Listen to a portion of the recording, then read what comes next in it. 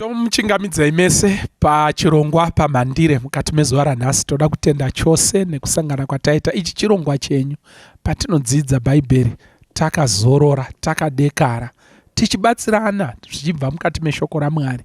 Kudzidza kwatinoita shoko raMwari pamhandire tinotora nhaurwa dzakawanda-wanda, dzimwe dzinenge dzichipisawo mazuva acho iwayo. Tinongozvibvunza kuti bhaibheri rinombozvitaura nezvazvo here? Handiti muri kuona, tonotsvaga kuti bhaibheri rinomboti kudii. Asi nhasi tisati tapinda mukati menyaya yedu, tinokumbira kuti Dr. Watson Mbiriri mutinamatire. Ngatinamatei. Jehovha muri kumusoro kudenga, tinokutendai, tinokukokai kuti muve munotitungamira uye muve mudzidzisi wedu patiri kukurukura nhau iyi. Tiratidzei zvimwe zvakadzama zveshoko renyu. Open our eyes that we may see wondrous things out of thy law. In the name of Jesus, our Lord and Savior, we pray. Amen. Amen. Tinotenda chose. Saka zvakakosha mukati mezuva ranhasi ndezvekutiko tachida kutarisa kutiko in the modern day patiri kurarama iye zvino izvi. How can we keep the Sabbath holy? The goal is to discover and reconnect ourselves with the blessing yekuchengetwa kwezuva resabata even in our time. Ndo zvatoda kuti titaure nezvazvo mukati mezuva ranhasi. Maybe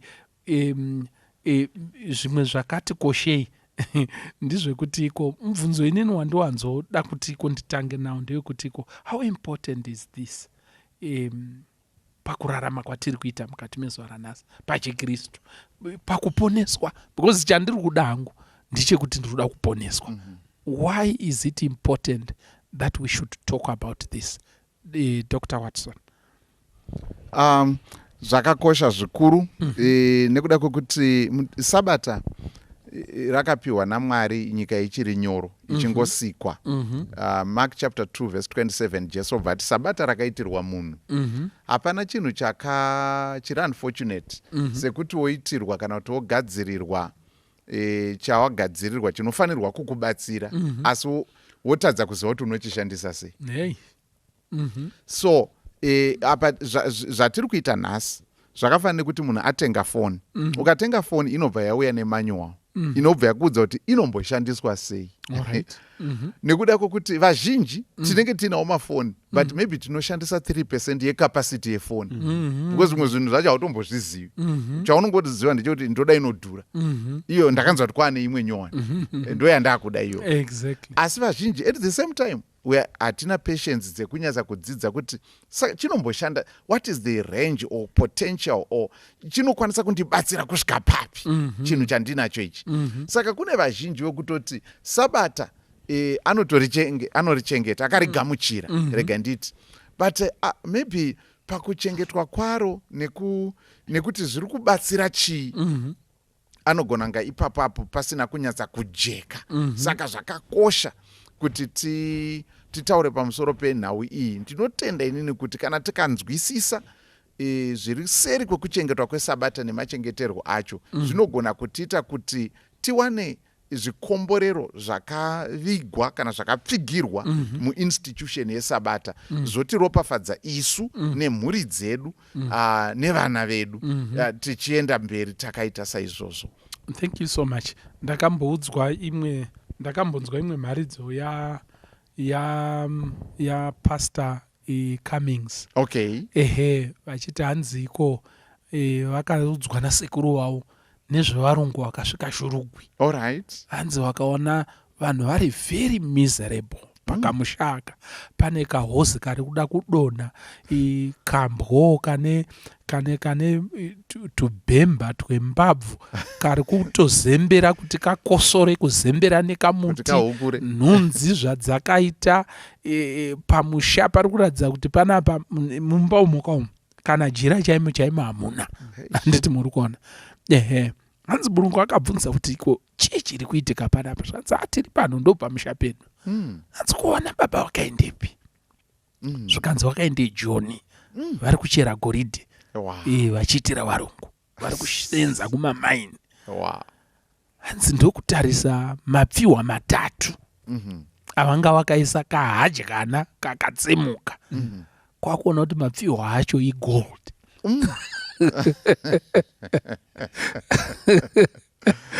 Asi ko ichi chiko ichi zvikati matombo atinowana mugomo akasimba fani ende anoshainika zvakanaka. Haasimuke haasi kuziva chinhu chainacho saka nevalue yacho. Yes, zvakadaro zvekuti ko it's no papasina need kuti varume vaende Joni. Dai vaiziva dombo pavari kubikira. Handiti muri kuona vakasiya Joni riri pamba. Saka tiri kuti iko if we know what God has installed for us in the blessing of the Sabbath rest, tikanyatsozviziva, I think tikazviteedzera tikazvigamuchira there will be pane chinoitika mukati meupenyu. Pastor Madzoreri, I don't know. Yeah, actually you took the words out of my mouth. Nachilotanga nekudaro kuti dai taiziva. Okay. But let me just maybe start by saying kune vateereri nevatarisi bada vatanga kuti bata nhasi. Nhasi tiri kutoassume kuti zvatakadzidza kumashure munazvo. Takaita the whole week takadedicata kupindura mibvunzo yese kuti richimboriko here basa bata racho nderipi, harina kupera here, ririko here kuOld Testament, kokuti takatozviita. Kana matanga kuti bata nhasi chingotsvagai paplatform pamuri ipapo, whether pagroup WhatsApp aripo, kana pari paFacebook aripo, yatakadira pamhandire 5 episodes dzatakaita. Nhasi tiri kutoasuma kuti tese taakuziva kuti sabata richiriko nhasi, rinofanira kuchengetwa nhasi. Ende saka tandava kudzoka pane zvina ndichitaura kuti this subject is very important now. How do we observe the Sabbath? How do we keep it holy? It's so important because dai vanhu vainyatsoziva zvakatsvetwa mariri naMwari, not for the purpose dzake iye Mwari, but for our benefit. Hakuna munhu aitombofanira kutomboshama muromo wokutaura kuti tochengetere rine basa, because there is a lot in observing the Sabbath for humanity. Zvakadaro zvekuti even vanhu vasingatonamati Mwari chaivo, but vanochengeta the principle yekuziva kuti kunoda kuzororwa, they are benefiting. Okay. Yes, they are benefiting. Thank you so much. Maita henyu chimwe chinhu chandiri kufunga kuti iko tichitarisa tatiko dai vanhu vaiziva handiti muri kuona. But what does the Bible teach about how the Sabbath should be observed? Bible rinomboti kudini pamusoro pekuchengetedzwa? How should we keep the Sabbath holy? Yes. Pastor Mbiriri, tibatsirei. Kana tichitarisa nyaya yesabata, kugadzwa kwaro kana kugadzirwa kwaro, tinokuwana mukati mebhuku raGenesis chapter 2, vhesi ya1 kusvika pavhesi ya3. And then tikaramba tichiverenga bhaibheri tinozosvika pana Exodus chapter 20. Pane mamwe zvawo mavhesi atichazobata ari before Exodus 20, achabatwa pamberi apo. Asi one of those foundational or fundamental passages panyaya yekuchengetwa kwesabata ndiExodus chapter 20 verse 8, zvichienda mberi. Remember the Sabbath day to keep it holy. 6 days you shall labor and do all your work. But the 7th day is the Sabbath of the Lord your God. In it you shall do no work, you, nor your son, nor your daughter, nor your male servant, nor your female servant, nor your cattle, nor your stranger who is within your gates. For, in other words, the reason is being supplied. For in 6 days the Lord made the heavens and the earth, the sea, and all that is in them, and rested on the 7th day. Therefore the Lord blessed the Sabbath day and hallowed it. So chikonzero chiri kunzi nekuda kwe kusikwa kwakaitwa naMwari kwekutanga. But zvinhu tu zvatingataure kuti rinochengetwa sei sabata. Unogona kunga warigamuchira, then ndarigamuchira, what next? What do I do? And so on. Munoziva tiri mazuva apera ndakamboita ndakaita mukana wekuvhizita chikoro kwandakadzidza kuprimary kwandakaita grade 4 to grade 7 apa papera nguva yakareba sinyoro ndisandasvikapo ndakadzidzako I think 1988 to 1991 ndichidzidza ndiri ipapo so ndichipedza grade 7 now ndorangarira kuti dzimwe nguva pane vakomana vekuti aiti ndiri kuda kuitawo musikana tiri kumagrade 5 grade 6 anoenda unoti ndinokuda kumusikana hatombomiriri kana kuti azwe mhinduro ototiza iye wacho haasi kutomboziva kana meaning kana yesignificance yezvaari kuita kana kutaura now sabata togona kurigamuchira kurida asi saka Mwari wakuchitidzidzisa kuti right zvawarida zvawarigamuchira ndo ukama hwacho saka zviri kunzi bata mabasa in 6 days in other words kuti sabata haritochengeteki kana 6 days idzi ndiri idle. Alright. Be productive. Sabata rinotouya ne a command to be productive. Muri kupaona kuti tinofanirwa kutobata mabasa, be productive in the 6 days of the week. Yes. But on the 7th, rest. Exactly. Zvikanzi usabate basa. Iwewe kana mwanakomana kana mwanasikana, in other words mwiri yako yese. Munhu wese anofanirwa kuva nenguva yekuzorora. Chero vanokushandira vanofanirwa kuva nenguva yekuzorora nekuti more than kukushandira vanhu vakaitwa mumufananidzo waMwari. They have a higher allegiance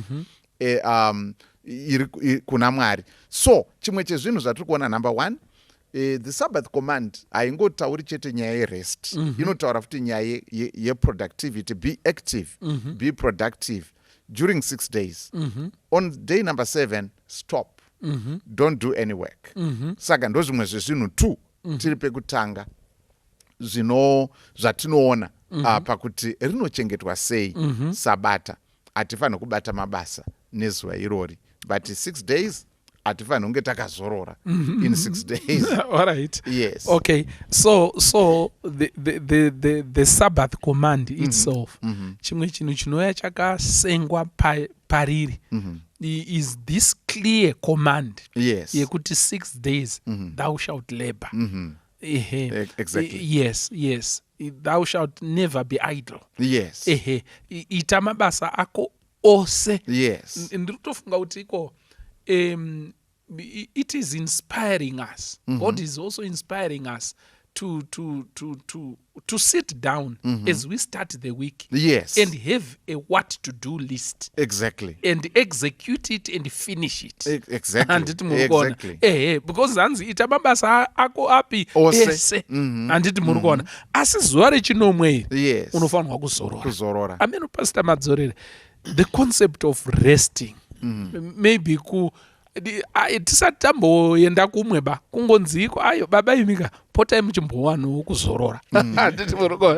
Tisati tamboti zviruda kuitirwa bhaibheri kana kuti zviruda kuitirwa nekuti ndinonamata, just the concept of that rhythm yakapiwa naMwari 6 days uchitatarika uchidini and rest. 6 days wotatarika then rest. That rhythm. Do you have anything to say on that? Yeah, mama mshitora nachitofunga hangu kuti imagine munhu omuka makuseni achitongomuka mumablankets kudai ubva kuti ndauda kumbozorora kunze konge munhu iye ari munhu wenyambo. Alright. Kana asiri munhu wenyambo mhuri yese uda kuti kudiko dzadiko alright dzadambuke because concept yekuti rest the assumption is pane zvaunga uchiita zvitava kuti chimbo take a break. And handifungi kuti pane munhu in his or right senses anoti I don't want to rest. Handisati ndambozvinzwa. Yes. Tisati tataura izvo kuti sabbath zvekutongotiwo munhu aswera kubva makuseni na8 paapinda pabasa 4 dzochaya munhu achiti haya dzachaya munhu wese instinctively and naturally we need to rest. But like you are saying Mwari akabva azviita very deliberate. kuti mukushanda kwamuita for 6 days 6 continuous days please take a break take a break on the 7th and it's part of what we are discussing today now kuti saka kungozorora kundoswera hangu ndakavata here pane zvimwe here zvakazoiswa naMwari kuti tinozviita mukuzorora kupi ikoko but one thing chichandikasika kuda kuti ndikasike ndataura ndikesi tozochikanganwa is the idea or concept of family that the Sabbath and the rest brings in. Okay. Manzwa pasa pawangu wachiverenga kuna Exodus 20 kwa kwanza iwe mwanakomana wako mwanasikana wako muranda wako murandakadzi wako even nezvipfuwo zvako kureva kuti this is the only time when we may actually have time together as family. Tichazoona kuzasi kuva tichanga tichienda mberi tichataura zvimwe zviri kukanganisa kuchengetwa kwesabata yanyaya yenguva dzatiri kurarama nefastness yaane upenyu zvatsinyoro kare tichienda kumusha taikira bhazi na5 tosvika kuma4 kana kuma5 same route same distance mazuva ano ndogona kutotaura ndasimuka chiisa iti pamoto tangai kundishandira ndakuuya titosvika chitomwa tiine vanhu so life has become so fast zvakadaro zvokuti tikasatova conscious kuti we need time with family togona kuzotoiona but ndifuka Mwari aiona peri akagara agadzirisa chinhu ichocho icho ndira kutomboapa ndakugara ndavaisira engine ichaita kuti whether they like it or not at least vachazongowana time yekuti mukuzorora kwedu nhasi muri pano dedi nhasi vina unoenda kuchikoro saka as a family because it's so important. The family unit is important for our spiritual welfare and destiny. And the Sabbath brings in that element. I like it so much. Yes.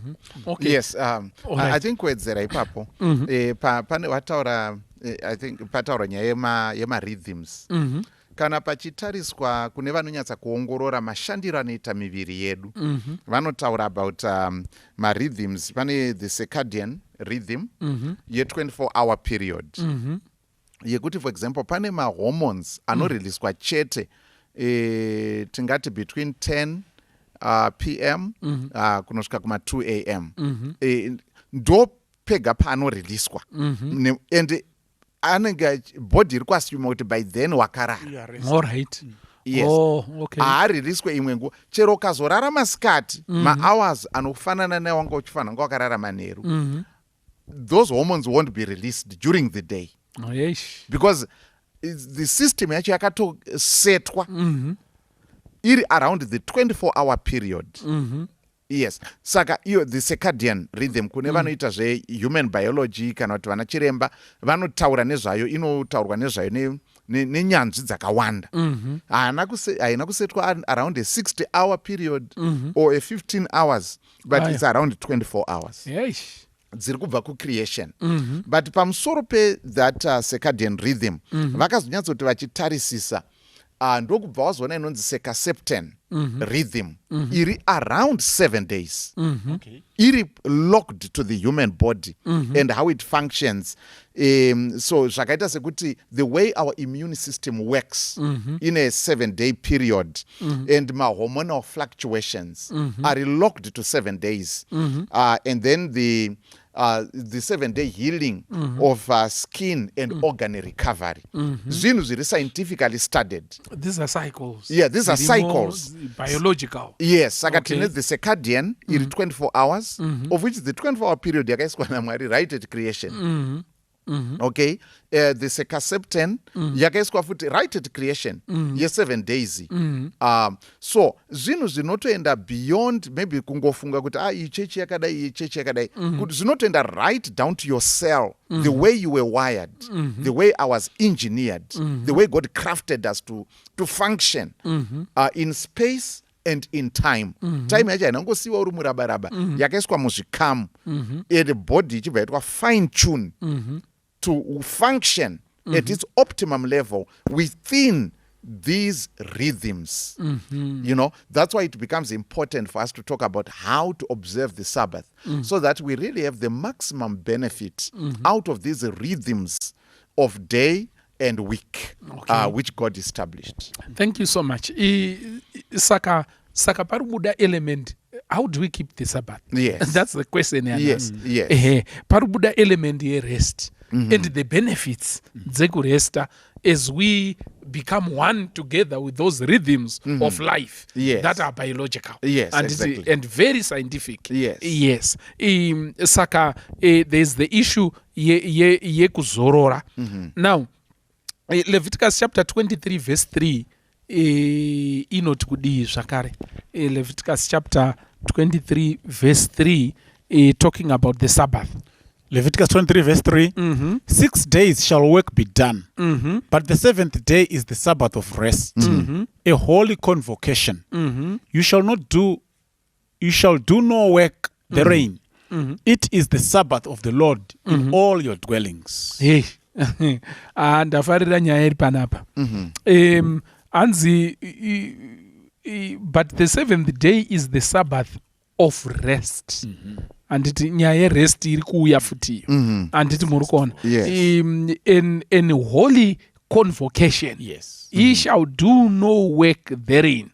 Ndo pari kutaurwa panapa in the Sabbath of the Lord in all your dwellings. So pane issue yekuzorora yatataura. And there's the issue yataurwa panapa of convocating. Can you say something along that, Dr. Watson? Saka panapa pari kubuda zvinhu zvingaite zviviri kana zvitatu. Number one, pane nyaya yerest yatataura, izuva rekuzorora kwazvo. Pamusoro peizvozvo izuva rekunamata Mwari, and then ine dimension zvakare yefellowship. Nekuti pari kunzi convocation, or when people are convocating, zviri kureva kuti vanhu vakasiyana vari kuuya pamwe chete. Iri nguva yekunamata. Vari pamwe chete, in other words, public worship. Saka inochibata kuti kunamata, it's time to connect with God. Harisingori zuva rekungoti. Saka Sabbath manjeka harisi holiday, but holy day. Are we getting that? Izuva rine divine purpose and function. Iri beneficial to the human being. In the sense yekuti, number one, we are resting physically, mentally from all these demands and challenges and frustrations and zvikwereti chinyi zvakawanda. Saka rinotizorodza physically, tinowana kuzorora, mentally tinowana vari kuenda kuzvikoro, vari kudini, rine kuzorora. Number two, rinotipa mukana, time to focus on our relationship with God. Atisakurire ukama hwedu naMwari sabata chete, but we are given time to focus without my distractions. Saka riri kutibatsira kuona kuti okay, pakurarama kwatinoita, it's not just about getting and spending. We have relationships, and the first of those relationships is the relationship with God, and then relationship with family, and then relationship with other people as we fellowship in convocation. Saka sabata tinorichengeta zvakare wanikwa munzvimbo dzekunamata, kana kuti panzvimbo yekunamatira Mwari, pamwe chete nemhuri, pamwe chete nehama neshamwari, kana kuti nevamwe vatingakwanisa kukumbana navo panguva yekunyengetera. So rest, worship, mercy and fellowship. Zvese zviri embedded in the Sabbath. That's right. Isaiah 58 verse 13 talks about another aspect. I don't know if you want to comment on that, Pastor Madzorere. All right. Isaiah 58 verse 13 and verse 14. Pastor Mbiri, Luke 4 verse 16. I think you can also focus on that. Yes. Isaiah 58 verse 13 says here, if thou turn away thy foot from the Sabbath, from doing thy pleasure on my holy day, on my holiday, not holiday. On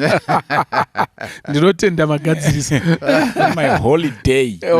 And call the Sabbath a delight, the holy of the Lord, honorable, and shalt honor him, not doing thine own ways, nor finding thine own pleasure, nor speaking thine own words. Then shalt thou delight thyself in the Lord. And I will cause thee to ride upon the high places of the earth, and feed thee with the heritage of Jacob thy father. For the mouth of the Lord hath spoken it. So we have got a conditional clause here if you do this. But now, let's come back to let's break it down, especially verse 13. You must turn away your foot from the Sabbath, which means on the Sabbath day, on the Sabbath day, God is not expecting you kuti ufambire zvinhu zvine chekuita newe zvisina chekuita naMwari. Zvaungadai wakafambira musi Tuesday kana Monday kana chinyi, musi weSabbath Mwari kuti izvozvo chimbozviisa pai parutivi kana tsoka yako ingafamba. Let it be because you are honoring God. Okay? Number one. Number two, from doing your pleasure on my holy day.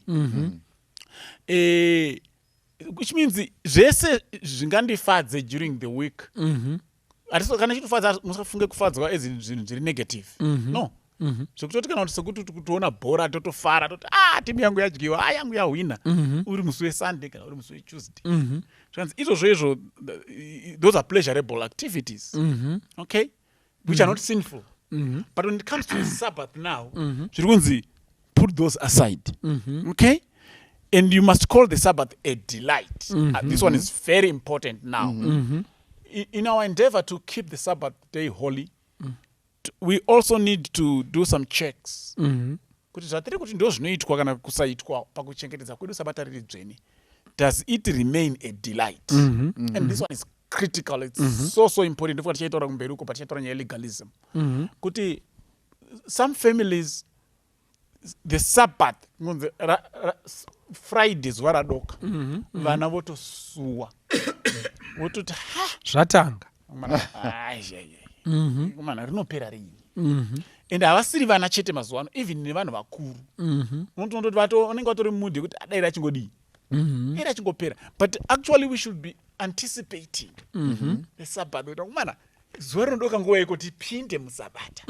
Mukaona iriyo attitude yedu towards the Sabbath kuti rinodoka nguva itipinde muSabata. Then we are keeping it right. But mukaona tiri kuti rinodoka rini tibude mariri. Then we are not keeping it right because it's no longer a delight. Whatever it is that we do in the name of Sabbath observance or keeping the Sabbath holy, it must be a delight. It must be a delight. Stage by stage, everyone must feel this day is delightful. It's a day to look forward. It's a day to look forward to. You know, apana chinhu chinorwadza kana kusiririsa sekuti Sabbath ndo rinochuzwa kuti the day of fasting. All right. Yeah. Vana vaIsrael pavakasvika kuSinai, chinhu chakakosheswa naMwari chaitova chekuti nhasika bikai zvese zvamungada kubika, mogocha zvamunoda kugocha, mosiya zvimwe for tomorrow. Mangwana hamusodonedza mana chibva manhonga Friday paibikwa ponhongwa double portion yemana vakachimirira kupinda muSabata. Andimuruzvona saka gunanzi aizve kana muine shungu dzekutsanya raiputswa nezuva reSabata. It must be a delight. Kana paine tuma special meals pamunogona kuprepare as a family, ngatiprepare for the Sabbath kuti vana vandoti kumana dai maSabbath ari 2 per week. It must be a delight. Kana Sabbath yasvika ndo patinona twakati mama vanonditira twakati dedi vanenge varipo tichibatsirana dedi namama kuti vanenge vane apron tese tiri mukitchen and so forth and so forth. You know, vana they're excited. Even pamunoti no, you can't watch this program on television, but what is it that they can watch that brings glory to God? Mune games that I'm going to tamba as a family Friday evening, maybe biblical quiz or whatever. Imagine what it is like Monday to Friday they up or 6 or 6. But on this particular evening, Sabbath, he is available. Right. Tamba manje this everyone must look forward to the arrival of the Sabbath, because it must be a delight. It must be a delight. So I think adding on to that, the issue of this, that's a very important thing. Zvichibatana nepanotaurwa naIshe Jesu kuti the Sabbath was made for man. Now, recently a friend of mine, Pastor Maziva Maposa, was we were discussing, and he was bringing something to my attention that I really appreciated around the Sabbath and so on. You can look for some of his teachings that he has been doing lately on the Sabbath, very enlightening. Now, vanhu vazhinji vanoziva the second law of thermodynamics, inotaura yeentropy, inotaura kuti in any system, over time there is increase in disorder and dysfunction due to loss of energy. Tomboti solar system. Nekufamba kwenguva, if given enough time, increasingly there will be disorder. Kana tongotora phone yako cha inochembera. Isusu wacho, whatever you may think of, there is azvirambe zvichienda zvichiita better, but motikari yawatenga chayo ukaidriver 5 meters kubva pacastle, value yayo yatodonha. Are you getting that? Zviri kubva ipapo yatsika pasi. Saka muchaona kuti Mwari vatisika vakaona kuti okay, vanhu pavanenge vachishanda 6 days dzese idzi pane zviri kuitika, there is wear and tear, iri physiological, iri psychological, iri emotional. Kune a lot of wear and tear. Uri kuteera zvikwereti, uri kudini, waona kubhadharwa neimwe client, waita sei, paita conflict mumba. There's a lot of wear and tear that causes entropy in your body, in your relationship mumuri, your relationship with God, and so that's entropy, disorder, dysfunction, degeneration. There's deterioration in many aspects of your life. But as the Sabbath comes, the Sabbath comes with syntropy, which is the opposite of entropy. All right. Syntropy builds, revitalizes, reinvigorates, re-energizes. It's undoing what entropy is doing. Oh, all right. Saka, Mwari ndokubva vatozviita inbuilt. Kuti okay, as you are functioning, pane entropy. There's wearing down, there's deterioration. But you need something that keeps you, physically, emotionally, psychologically, spiritually, you need a boost so that you bounce back into your game.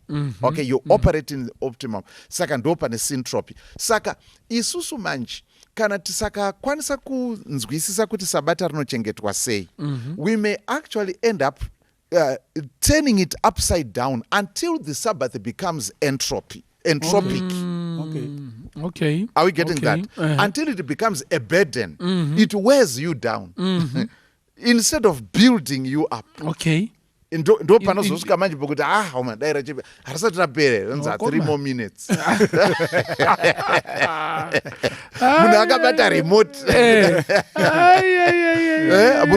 Iroro manje. Chikafu chacho chiri kutonhora zvakaita sei, takutoisa raakutova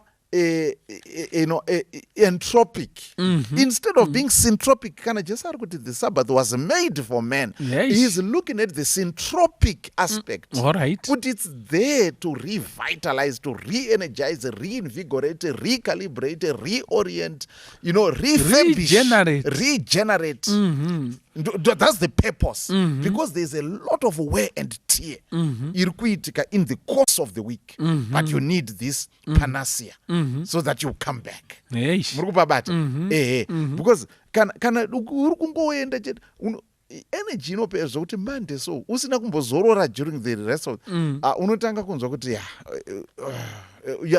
you're worn down. So Sabata rikachengetwa it becomes a delight when the syntropic aspect comes out. So the Sabbath observance is not just about what we stop doing, but what good we should also do. Dosaka Matthew 12 verse 12 just achiti, it is good, therefore it is good to do good on the Sabbath. All right. So that the syntropy comes out.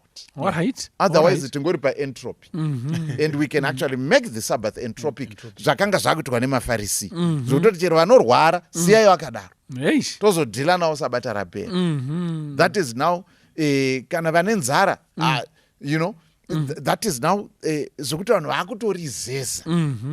Wautoriziva kuti rakuda kuuya kuti hakomana ototura mafemo. Saka iro rinenge rako we have actually made the opposite.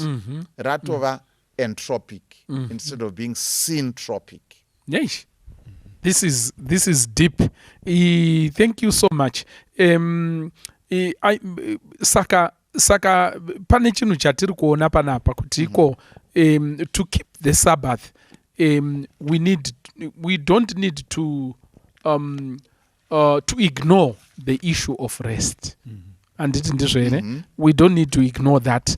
It is also a holy convocation. This is where we concentrate.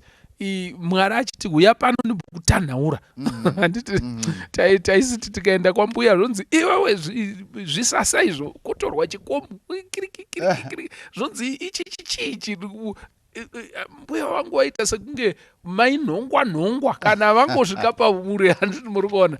Saka it's a holy convocation where God is trying to kubvisa zvidari patiri so that we are re-energized again. So we should turn away again from our own pleasure. Sezvataurwa na Pastor Madzorere zvatinogona kuita pakati pevhiki zvese. Let's turn away from all that and do it pakati pevhiki. Tizviite zvese pakati pevhiki. Musi weSabata we should convocate and rest. And it was good to do what is good on the Sabbath. I don't know, what does Sabbath observance look like for you personally or in your family? Maybe pane vangade kuti batsira kuti what does it look like personally? What does it do to you personally? Timbonzwa pane vari kurichengeta handiti kwete kuti ndo vari kurichengeta kukunda vese aiwa tiri kutiko in our experience in keeping it. Dr. Mbiri, what has been your experience, personal experience? Yes, maybe totanga na ndofanira kuzodzikanyanisa because ndofunga pane kama ka point kandoti tisataenda uko. Wonderful. That's good. Luke 23 verse 54 says Or like 53. Okay. And he took it down and wrapped it in linen and laid it in a sepulchre that was hewn in stone, wherein never man was before laid. And that day was the preparation day, and the Sabbath drew on. Musi warwerwa Jesu Kristu pamuchinjo. Musi unotonzi neBhayibheri the day of preparation, which means we actually prepare to get into the Sabbath. Yes. Pane zvinotoitwa as we prepare to, to get into the Sabbath, so that we have a meaningful rest. Now, kune discord, Pastor Mbira, especially amongst the Adventists, many. The preparation inosanganisirawo zvakare chii. And the discord iroro rinonzwa nekuda kwokuti when we read like the Spirit of Prophecy, Ellen White's writings, pane zvimwe zvatotadza kubata zvakanaka. Ndirakuverenga a very, very common quotation. What is your Sabbath experience like? This one, iron out. Welcome Testimony of the Church, volume 6, page 355. On Friday, let the preparation for the Sabbath be completed. Yes. See that all the clothing is in readiness and that all the cooking is done. Let the booths be blacked and the baths be taken. Underline it is possible to do this. If you make it a rule, you can do it. The Sabbath is not to be given to the repairing of garments, to the cooking of food, to pleasure seeking, or to any other worldly employment. As one Isaiah 58. Before the setting of the sun on Friday, that is, let all secular work be laid aside, okay, and secular papers be put out of sight. Parents, explain your work and its purpose to your children, and let them share in your preparation to keep the Sabbath according to the commandment. Now, pandiri kunyakuda panonya kukonzeresa panzi let baths be taken. Kuda kuti ukanogeza itai sei geza musi weFriday as we prepare to enter into the Sabbath. Saka kuno nekuda kwequotation iyoyo kune vano understanda kuti therefore musi weSabata akuna munhu anofanira kugeza. Now we need to iron that one out and put it in its correct perspective. Takambotaura nyaya ye-importance of context. Background context, historical context. It's very important. Akuverengerai zvakare imwe quotation iri muSpirit of Prophecy, then ndodzibatanidza so that this quotation makes sense and it's not abused. Okay, it's not abused. Okay, all right. It's failing. Remember, but Ellen White then says at some point, those in good health must in no ways neglect bathing. They must bath as often as twice a week. Okay? Ukutanzi on Friday let baths be taken. But therefore on Sabbath they must not bath. But this other quotation says, please don't neglect bathing. If possible, bath as often as twice a week. Yeah, that's not often. Saka, context is very, very important. Historical context. Chichaimboitika, that quotation had to send me to Mr. Google. Mr. Google, please tell me, bathing in 19th century America. Then these quotations made sense. Bathing was like, it was something else in the 19th century America. Naitwa basa. Because the paisa gaze was really frequent. Ma frequent bathers anza igona kugeza kamwe pamwedzi. Naitwa ababa vanogeza. Ndosa muri kona ile noita kuti gezai. Vana Mr. Fish. Vaitonzi kamwe. Vengo yacho iyo. Okay, last month ageza. This month ageza foot. Baba vanogeza. So Ellen White is saying, please, as frequent as twice a week. Unekuti maita sei? Mageza. Saka zvakuti kwenye msoro manje kuti kana twice a week iri kunzi frequent. Zvazvikambomira sei? Because munhu waani kuti anzi ageze pandaizviverenga ndaino you need not less than 3 hours. Kuti munhu waani atanga process yekugeza apedza. Because it was a tub, a huge one. Kuti paGoogle unotoona mapictures acho. Waitori zadza nemvura iri kupisa. Because unenge watora mwedzi kana miri usinomboge. Woita kunonzi kuvhunura. Yes. So what Ellen White was now saying is, we must bath as close to the Sabbath as can be possible. But nenguva iyo nekuda kwelebha ndiri kutaura iyi. Zvaisaita kuti vanhu vazogeza uri musi weSabata. Because vaigona kupedza Sabata rese muri kungogeza. Baba did wapedza here vanenge vapinda na 6. Third day Sabbath. Ma 10 did yapera kugeza. Mama wapindawo ma 11 obudawo kuma 2. Mwana wakutanga wapindawo na 3. Also saka she is now saying on Friday make sure. Make sure. Saka zvazvinoreva kuti ari kutoti dai zvaikwanisika. Gezai musi wechi. Vanhu havafani kuenda kuSabata vaine tsvina ye2 months. Ndo zvanga achidzidzisa apa. Nguva yacho kugeza kwakusiri frequent. But she's saying as close to the Sabbath as can be possible, please bath.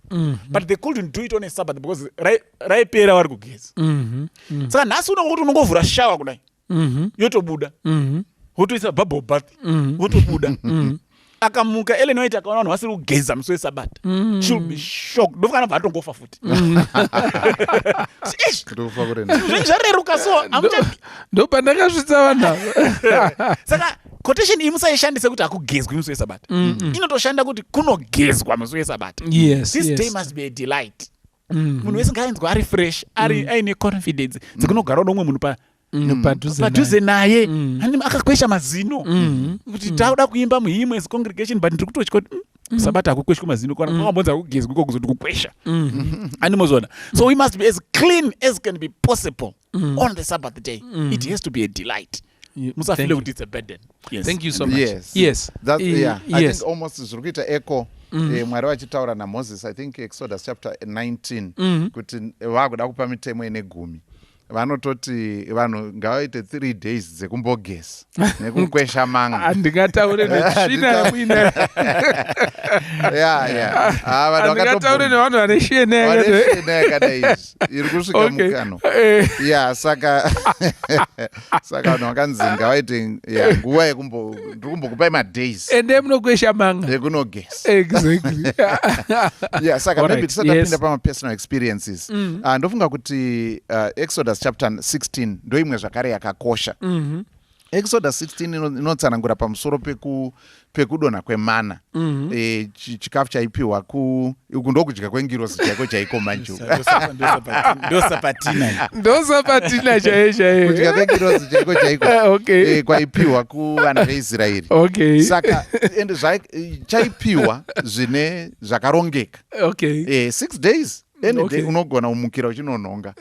But ndokubva vanzi but on the 7th day, so 16 verse 26, 6 days you shall gather it, but on the 7th day, the Sabbath, there will be none. But it happened that some people went out on the 7th day to gather, but they found none. Mwari vakaratidza kusafara kwavo nedisobedience yaitwa panapa. Saka muri kuona kuti zvingori mumunhu kwekuti even chikafu chacho chiri kutongoprovidwa chichingonziwo chako kunhonga bedzi. Pane mumwe anoti why not indotoda kunhonga musi wesabata wacho, asi mwari wati but ndiri kuprovide 6 days iwe chako kunhonga. Chingomeka sure kuti on this preparation day rataurwa you pick twice as much as on any other day. And on any other in preparation, refrigeration, don't worry, don't I'm worry, going to take care of it. Vamwe vakada Tuesday vamwe vaipika twice as much zvikanzi zvaiora, but chaipikwa papreparation day twice in preparation for the Sabbath kuti vate zvekudya Friday iyoyo nesabata chaisaora. Refrigeration God was taking care. Muri kupaona. But kune vari kupika more than is enough when it's not a preparation day for Sabbath.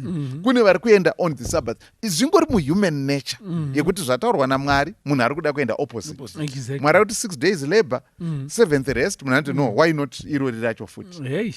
But tiri kupiwa imwe principle yekutrusta Mwari kuti it's actually God who supplies and meets our needs. I lesson iri kupiwa panapa, practical lesson iri kupiwa kuIsrael yekuti ndini ndinokusustainai. I'm the one who sustains. It's not your labor, it's not your efforts that zvinoita kuti mumba mako mudyiwa. Hatisi kuti vanhu ngavasashanda, but Mwari vari kuti ndini even pane mumwe akataura akati wakomana mukaona tichishanda munotofunga kuti tinotambira. But mukazoona tatambira mutofunga kuti hatishandi. Mwari vanoti ndini ndinotokupa even simba and skill rekuti ushandire mhuri yako nekutokuchengeta pamugwagwa kana kubasa. Ndini ndinokuchengeta kuti mutodyiwe mumba mako. Ndini ndiMwari. Saka Sabbath inotidzidzisawo zvakare to trust in God. That is the provider. He is the one. He is the sustainer mukati meupenyu hwedu nemukati memhuri dzedu. And then one more thing, panobva pataurwa panapa kuti kana tichita verse 23 16 Exodus iyo verse 23, then he said to them, this is what the Lord has said, tomorrow is a Sabbath rest, a holy Sabbath to the Lord. Bake what you will bake today, and boil what you will boil, and lay up for yourselves all that remains to be kept until morning. Saka marecipe akutaurwa ekunzi ekuprepare mana yacho nezvimwe zvekunzi whatever you want to boil, whatever you want to roast, whatever you want to itai izvozvo papreparation day nekuti mangwana isabata. Saka the day before Sabbath is a day rekugadzirira zvatichaita. Saka isu tinotosana tatoita shopping dzedu dzinoda kuitwa. Usually there are standard things that we get for Sabbath. All right. Tinotoona kuti breakfast yedu inenge yakadai, lunch yedu inenge yakadai. For example, we usually prefer zvinhu zvakaita marolls. Saka kana ari mapatties ari kugadzirwa and so on, zvatogadzirwa izvo zvatova panzvimbo. Juice yedu yavepo, handiti muri kupaona, nekuti zvinhu zvisingadi kuzodziiswa. Zvinhu zvinonetsa zvinhu zvakaita sekuti vana rice zvokudya rakati che, vana vanofunyamisa kumeso and so on, because it's not food that is designed kudyiwa ichitonhora. Itori iri nekuti vanomboridya richipisa richidziya, paunozozvidya zvichitonhora vanovenga Sabata kuti musi wekudya zvakatonhora, because pane chimwe chikafu chekuti hachidi kudziiswa asi chinenge chitori wholesome, chitori nutritious, chitori and so on. Saka tinoona isusu in our case mumhuri medu marolls are very easy. Mapatties enyu, mune fruit salad yenyu and everything like that zvakanyatsa kuprepare zvakanaka, zvinhu zvinodyika zvakanaka, munhu akasununguka, munhu akafara, pasina dambudziko. Saka one of the things is preparation. Now issue is not on a restrictions and regulations. Issue is on a relationship. Okay. The Sabbath is like going for a date. Kune tomboti vano munhu akazombotaura achitaura nyaya yeupenyu achitaura zvekukumba kwake iye nemudzimai wake achiti ndio mudzimai wangu awo. Saka nyaya ndinoda kutaura ndeyekuti patanga tichiri kudanana anoda kutaura kuti when we were still dating patanga tichiri kudanana you know, but kune vanhu vari kuenda for a date, let's say mukomana kana musikana vanonyatsa kufunga kuti tiri kuenda kupi, tiri kusangana nguvai, and vanobvisa anything chingakanganisa the time that they are going to have together, because they want to have quality time. Exactly. Sabbath is a date with God. Are we getting that? Saka Mwari vari kuti whatever that could be distracting, take care of that before the Sabbath comes, because I want to have quality time with you. It's a date. Saka whatever bvisa tanhaura zvingade kukanganisa, so that paseta ma-interferences netime iyoyi. So the Sabbath is not more about restrictions and regulations. It's more about the relationship, right. The one you are going to meet with. Hapana here kana wakatarisa chingazoita interfere at that time. God says take care of that, so that nothing disturbs this time that we need to be together. Otherwise zvinoitwa neuyu yes, achiti zvinozondidisturba kuti ndinyatsove nenguva yakanaka nemudiwa wangu, nezvinoitwa neuyu zvinogona kusiyana. Handiti muri kuona. So it's not about restrictions and boundaries and all that. Yes. It's about primarily it's about a relationship. It's about the relationship, a relationship. Yes. If that one is not in place, unogona kuita ma-encyclopedia ema-rules and the regulations zvakanga zvakuitwa nema-rabbis in the intertestament period. Vachiti hamufani kusvipa mate, because mate akaenda pauswa huchakura, saka vaita irrigation, hamufaniri kuita sei. And so, ma-regulations ayo asiri kuprioritize the relationship, nekuti vari kutoita hondo even naJesu wacho ari kuti ndini ishe weSabata, but vari kutoti we don't know you, we know Moses. Muri kupabata. Saka zvakakosha kuti tizive kuti chiri very key is iSabata raJehovha, Mwari wako, irelationship. Ari kunzi Mwari wako, that's a relational situation iri kuburitswa ipapo. So in other words, panze pekuti iko titi hakubikwe neSabata, handiti in the case of a relationship, pane ndinenge ndichitoti iko ndinenge ndina Jehovha wangu zvakadaro zvokuti nguva dzekubika ndinotodzishaya. Uri kuziva kuti mumwe wako ari kuuya anga ari John. Exactly. Paasvika ndopakuda kugadza poto yebeans. Kana kuti kunopega mihombe yembambaira. Exactly. Kuri kunyatsopfunhirira. Murume mamusiri mese aiwa kwemwedzi kuJoni kwaendwa kwevhiki kwemwedzi mishanu.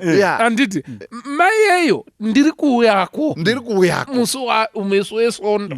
Anditi ndizvo. Imimi bhazi ravari kusvika naro muri kuzviziva, ndikukura kurerwa. Vasvika vati dhege, ndo pamunoti iko mihomba yangu yembambaira huni nyoro chinyi huninyoro hapana magunanza aripo abikwa, iwewe wacho hauna kugeza. Saka zvirikuto istatement kumunhu. Exactly. Ayo kana ungofunga kuti wakakosha, hauna kukosha zvekudaro. Hauna kukosha zvekuzoti tikaisa iwe apa nemihomba wembambaira aiwa zviri pachena, iwe nzwisisawo. Saka Mwari 6 days idzi itai zvese zvamuri zvese apa pamana apa pari kunzi chinhongai mana musi wegadziriro, nhongai inokwana yemusi iwoyo nezuva reSabata. zvinoda kugochwa zvinoda kubhoiriswa moita zvese kuti pasaite chinozokukanganisai but quality time yezuva resabata naJehovha nemhuri yako yese muri kupaona saka it's a relationship. Lovely, thank you. Right. As we conclude, please. Yes. Mama mondichallenge kuti Yes. isusu Yes. tinoriita sei. Yes. ndira kudzoka papfungwa yatoroona naDr. Mbiriri ye-quality time with God and with family. It's very important. Kuna vanhu vanofunga kuti proper Sabbath observance is to spend the entire hours we are work at church. Ndokuti ndakanzwa mumwe achitoti zvinoita kuti tisazopinde muedzi wokuona bhora. Inonzi holiness by detention. Kubatwa chibharo baba kwitu. Saka iye bhora ari kuda kuriona. Ari kutoriona chete. Kamana mazono zuva rinonoka kudoka. Saka itai mavhesipasi mairi. Tikazoenda kumba uko. Now gona zvasvika ipapo futi it's no longer proper Sabbath observance. Like rinoona doctor kuti holiness by detention. Actually dai taikwanisa chaiko even in our churches. One Sabbath per month inofana kuita free family time in the afternoon. Yes. After divine service, it's free. It's family time. It's family and fellowship time. There's no programming. Hakuna program iko maskati. Vanhu votoenda kumba kana ine mhuri yangu ndoenda ku next door neighbor yangu tanguya nevana vangu tirongo kunamatirai. Handiti chii zvangoda kuti kunamatirei tine rwiro tiri kuimbirai tovaimbira rwiyo rwokuchechi kwedu tovanamatira ani mazuva tototeererawo zvimwe zvinhu zviri kuvanetsa tasikatozvizii muri kuti but kuno kwedu ari mapadza muri kuti hamuna panapa tinotori nemamwe weye mudi munozive mangwana mudi mutore totodzokera kumba especially those that are blessed in such a way yekuti muri kugara away from the hustle and bustle of the congested city life. Take advantage of that to have quality Sabbath hours with your family and with God. And with nature. Exactly. Take a walk that Sabbath afternoon. Mapedza lunch nyanga itsanangurwa apa. Motobuda, you take a walk. Muchiona miti, muchiona shiri, muchiudza vana inonzi chakati shiri iyo iyo nengure iyo ine yakareba muswe inonzi swenya and so forth and so forth. Kana kuine chirwizi munopesera makuchirwizi kuya mvura ichierera, you have your prayer and your family, you walk back home. That's Sabbath observance. You challenge each other kuti what spiritual lessons have you learned? Did you learn? And patari chidaiso. Yeah, inokwa ndiri kugara. I'm blessed because kumusha rural setting kune gomo kune nzizi mbiri saka ndiri kudza experience yangu pandakambogarawo kumwe kwakuri congested ndakambogara kuchitungwisa nokuti kutongobuda pagedhi chete yatonyonga kana muri kugara nzvimbo dzakadaro it will also be a blessing and also very important as a family you need to invest in a rural home most that once a month on a Friday tinodrive toenda kurural home yedu munopinda nechechi yenyu nevanhu veikoko sometimes unenge kuri 10 kilometers away kumusha motoenda kumusha vanonzopedza kumatubu because mwachafamba nzendo dzakareba motodzoka kumunda kwenyu kune chisango chiri kwecho moenda nemhuri yenyu mogara ikoko modai moona masvosva achibuda achipinda moita prayer yenyu modzoka kumba morara mobika manheru Sunday makuseniseni masikati maakudzoka kuchitungwiza kwenyu kune nyonga that's yanga ichitorwa napasa chazi matema acho vanga vachitaura for a Sabbath that you will be healed. You will be healed. So please the Sabbath is not only just haisi yekuti mungoswere muri muchechi kunoona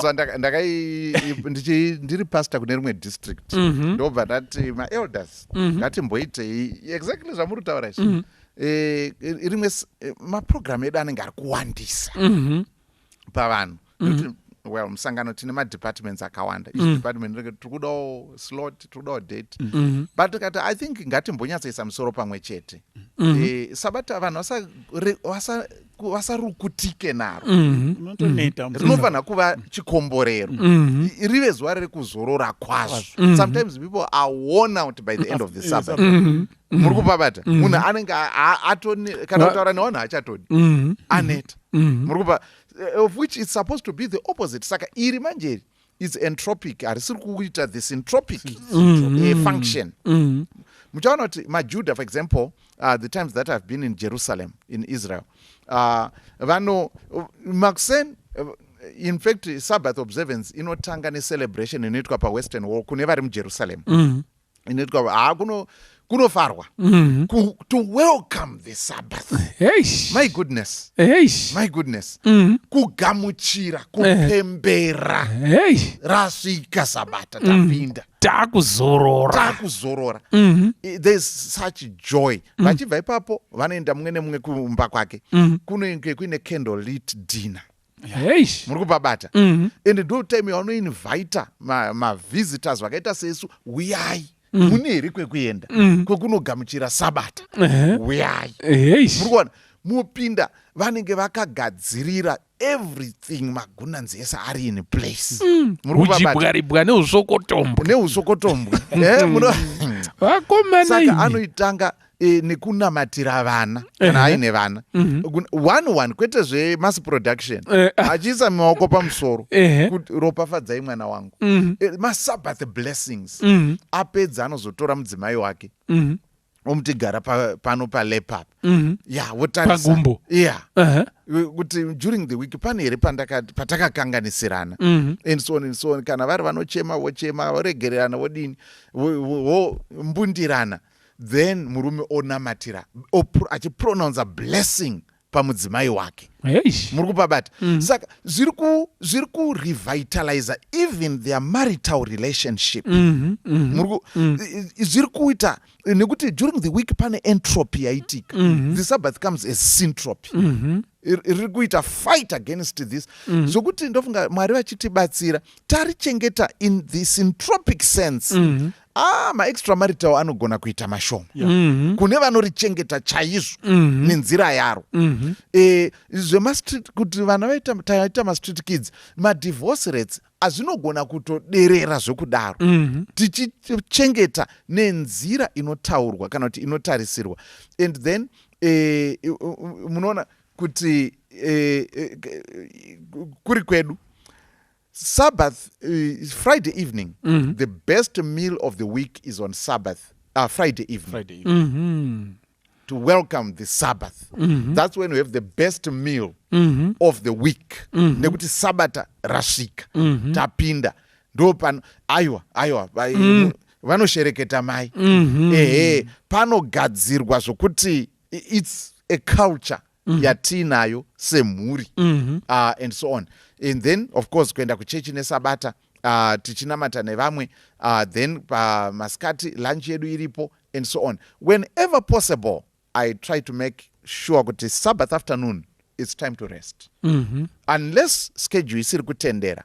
But whenever possible Sabbath rest, it's so that during the week we are doing, during the Sabbath rest and let God do you. Are you getting that?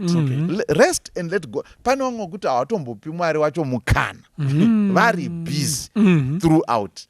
I couldn't agree more nezviri kutaurwa naPastor Madzorera. Let's be intentional. Kuti tine imwe yamwe time dzimwe dzatinoita set aside. Ndakaedza zvandataura zviya. Maelda akazviramba akati hakuna zvinhu zvakadaro. Hakuna kubva tichipinda chechi inoi. Hakuna. Adventist. Muda kuti tiende kumba totonozora tiswere takutukana nemadzimai. Beta kuno tozoenda tozonotanga kutukana Sabata radoka. Ana ndimiwo. Aiwa vakairamba vakati no. Vafundisi venyu vanenge vaenda kuchikora. Murikuona zvavakutaura. Tanzi tangopedza mharidzo yedivine service takutenda tonoite kunotarisana nemudzimai masikati machena akadaro.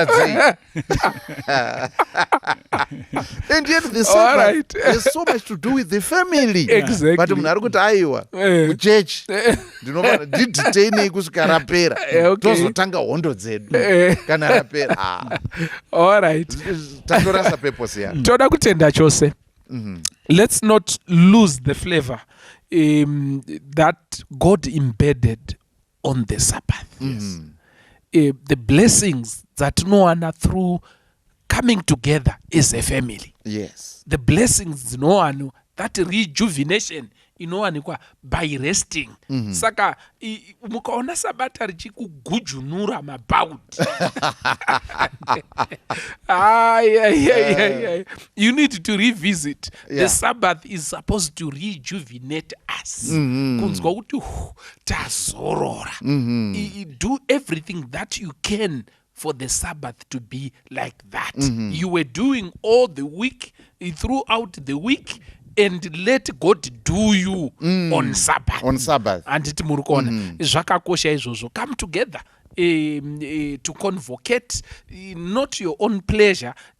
Zvese watoita, watsvaira, wadini uruda kuwana quality time naJesu. Kwete kuti musi wokuti ko Mwari ari kuti uya titaurirana ndimbokutanhaura zvikwekwe zviri pauri, iwe utaura kuti iko no maifunga kuti makakosha manje. Anditi muri kuona ndoda kunyazokuradzai kuti ini ndiri busy. Anditi ndine timu yangu yebhora iri kutotamba nhasi. Anditi muri kuona. Saka usaite zvako iwewe, asi wana nguva yekuti Jehovha akutanhaure, akubetsere, akuitire zvakanaka. Pane chimwe here chandasiya, Dr. Watson. I think chimwe chatingada kutaura ndechekuti as we conclude, Sabbath observance in the modern world. Ine kune zvakawanda zviri kuitika, but maybe ndisandabata ipapo. Pfungwa yangu yadzokera ndichikura kunyazura uko. Ndichikura muraini matakura. Vataitoona sokuti mufundisi wedu ndimbuya. Vamwe vanga vari mumbuya Perenedita.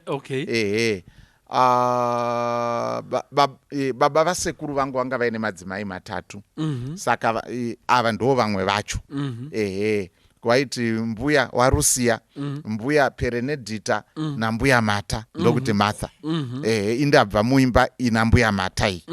Ndokwaberekwa sekuru vangu baba vamai. But kuna mbuya Perenedita ndokwatai yenda kunogamuchira Sabata, vazukuru vese raini rese, vana vese muraini. Taitoziva kuti kana takasika kuvharira mombe, and so on, zuva richigara makomo rongono, takananga kwambuya Perenedita, vaiva muumbi wehari.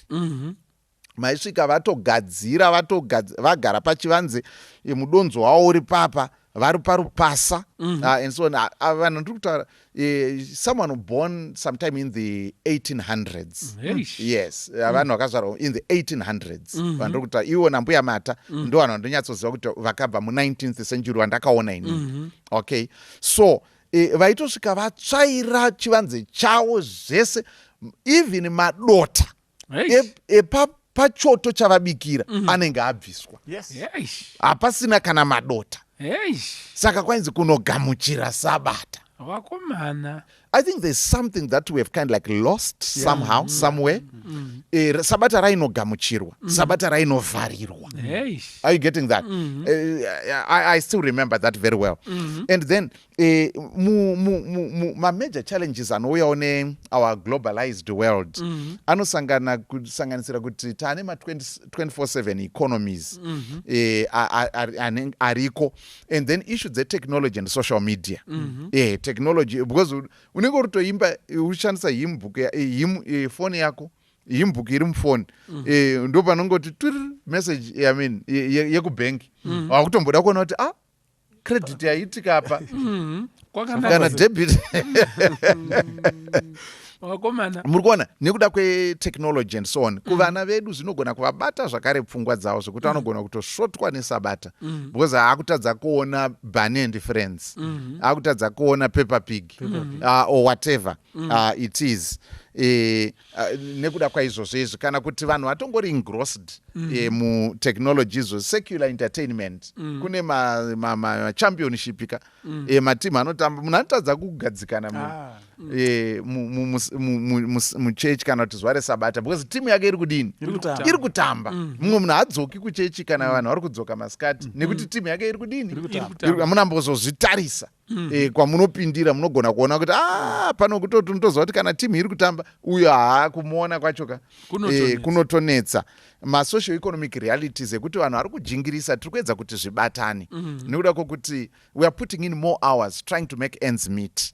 Are we getting that? Saka nekuda kwaizvozvo munhu anototi ndingaite rimwe zuva rese rekuswera but Mwari vari kuti mana kai ndinodonhedza 6 days, rechi 7 iri ndatokusuplya pa6. Mwari vari kuti learn to trust me and so on. But ndo imwe challenge inowanika iyoyo yema-social economic realities edu atinosangana navo. And then koita mamwe ma-professions akaita sokuti vana nursing, kune ma-doctors, ma-critical professions. Vamwe vanozo, but nurse manje haashandi ari one kuchipatara. Kune mumwe ari kudispensary, kune mumwe ari driver, kune and everything like that. That's why beyond what may be stated as my regulations, it's important to understand the spirit. It's more important to understand the spirit yacho.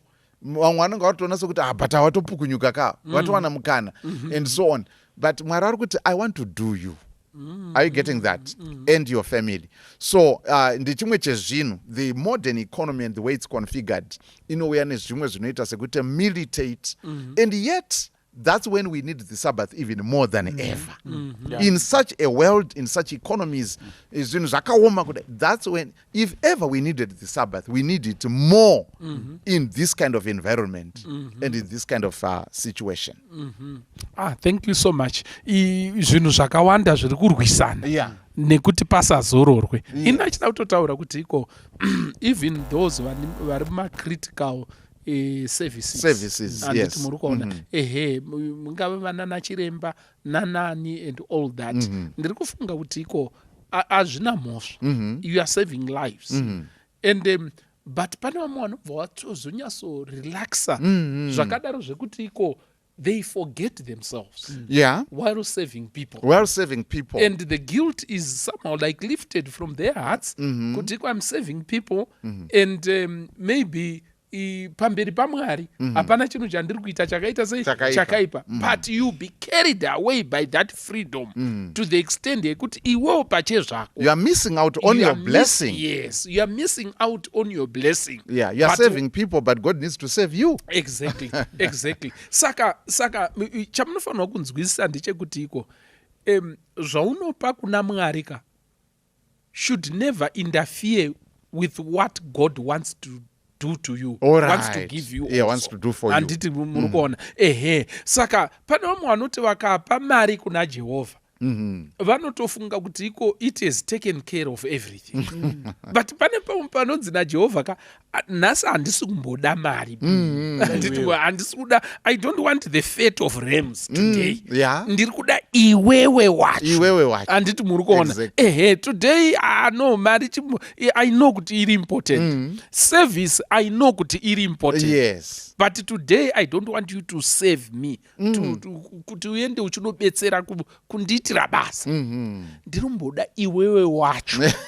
Handiti muri kuona. God takes care of his soldiers.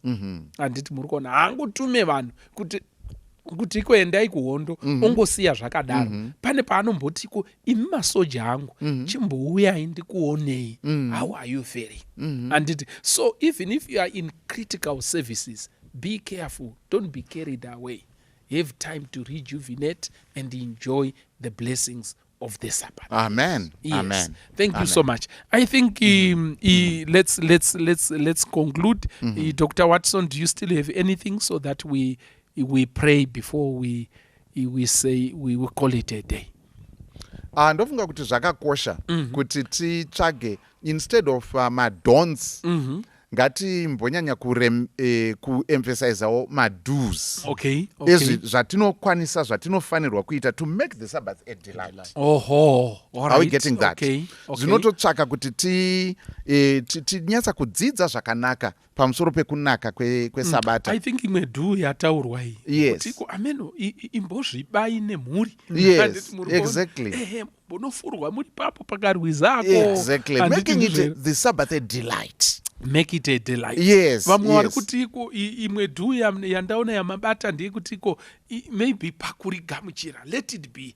Let it be a celebration. Yes, a celebration. Good, have the best meal if you can. Yes, yes. Tradition. Yes, exactly. Traditionally, we do it tine 7 makendos kumba kwedu. Yes. Rechi 7 rinenge rakasiyana nemamwe 6 aya.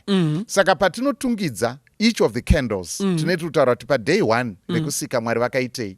Saka zvokuti vana vakaguma vakuziva zvakaitwa pama each of the days of creation kusvikira tozosvika pane riri different rakasiyana nemamwe 6 patinozoritungidza iroro tozopopa hedu kabhodhoro kedu katinopopa and so kegrape juice yes budai pachena kagono because anopopa akawanda saka it becomes a delight. Saka I think zvakakosha kuti tizive kuti saka pane kungoti tizive zvatisingafanirwi kuita but what be creative and chitoita iri challenge kumuri kwenyu who can come up with something creative which makes the Sabbath a delight.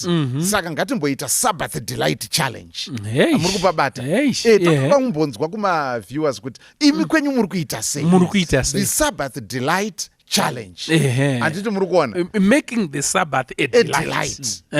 Sabbath delight challenge kuti tione kuti tingabude nezvipi zvinoita kuti muri zvinakidze and then the worship experience that are relevant, that are joyful, that are spiritual, zvisiri mechanical zvokungoti to fulfill kuti ndo zvinotarisirwa to keep Jesus happy but for the Sabbath to be a blessing to you and teaching why the Sabbath, not just what not to do, but why the Sabbath, promoting community, service, outreach, and nature-based worship. Okay, this as we are welcoming Sabbath, nasi tukumbo emphasize pa hove. Zvi zvatinoona what nasi tukumbo emphasize tichidaro zviri kutobatsira vana kutonzwisisa zvakadzama. It's a celebration of God's creation and professionals should negotiate wherever possible so that you don't put in extra hours in my professionals are critical services so that unenguva yekuwana zvikomborero zvesabata uye zvakare kupa muenzaniso. So in other words tiri kuti isusu sabata ka chikomborero it should be syntropic, it should never be entropic because the Sabbath is coming to deal with entropy iri kukonzereswa nevhiki rese iri iyo riri kuya richigadzirisa pane pakweshera paita sei spray painting, panel beating. God is rehabilitating your relationship, your family is rehabilitating your health, your mind and everything. God is putting you back together. Are you getting that? And so that you are energized, you connecting with him, connecting with your family, connecting with your community, connecting with nature. Pane mabhaudha akawanda ari kusungwa asingagoni kuitwa take care of nefect yongoti ndamuna Kristu saka sabata harichabatsiri but physiologically there's still wear and tear. Emotionally, psychologically, there's still, all these things are still there. Paritonzi chero mombe yako saka mombe yako iri kubatsirwa nei kuti wakagamuchira Jesu. How beneficial is it kumombe? Agamuchira ndiwe. How beneficial is it to your servant? Saka God is concerned about the totality of your relationships, your relationships with God, relationships with family, relationships with community, relationships with nature, relationships, all the relationships. Mwararuti tukuita reset button on Sabbath, reorientation. That's what the Sabbath is about. And we need to appreciate. Then the Sabbath becomes syntropic. Exactly.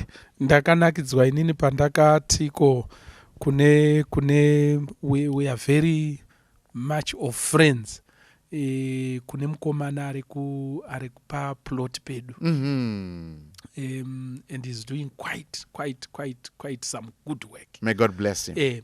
Paakapinda basa ndakatiko panapa manje musi weSaturday, musi weSabata you don't do anything. Munoswera makagara namai handiti muri kuona and they are a couple. Saka vakatanga vachiti ishuwa here vakatoona idi shuwa hapana chandinobvunza kuti chii chakaitika musi weSaturday and all that. Akazonyazogara neni pasi zvikadzi but munotaura kuti munotipa mari futi kunyangwe tichikura takagara pasina futi zvatiri kuita here. Ndikati yes isabata izuva rekuzorwa handiti muri kuona zorora namai, zorora nevana vako and all that. Nanhasi he can't understand it. Handiti muri kuona. So such experiences, vanhu vari pafambu penyu, vanhu vanokushandirai, vamunobetserana navo kufactory kwenyu, vamunobetserana navo mumba and all that, benefit yavo ndiyei nekuti iwe wagamuchira the Lord of heavens. Handiti muri kuona. Vane benefit here. We find that in the blessing of the Sabbath. Yes. Mwari ngakukomborerei, akuitirei zvakanaka. Ndiani ambonamata pekutanga? Pastor, tinamatirei. Ngatinamatei. Jehovha muri kumusoro kudenga, tinokunamatai, tinokutendai Mwari nechipo chesabata chamakapa kuvanhu vese pasi rese tenderere. Tibatsireiwo kurigamuchira, tibatsireiwo kurichengetedza nenzira yekuti rinoramba riri chikomborero sezvamakarangarira imi. Mukati sabata rakaitirwa munhu. Munhu haana kuitirwa sabata. Tinokumbira Jehovha tibatsirei rive chikomborero, rive a delight mukati memhuri dzedu, risava mutoro, nekuti izuva rinofadza rekukumbana nemi nemhuri dzedu nevashamwari vedu. Tinokutendai Mwari, mbiri nerukudzo zvigare zvichidzoswa kwamuri, nekuti ndimi makafanira kurumbidzwa. Muzita raIshe Jesu Kristu tinonamata zvino nekutenda. Amen. Amen.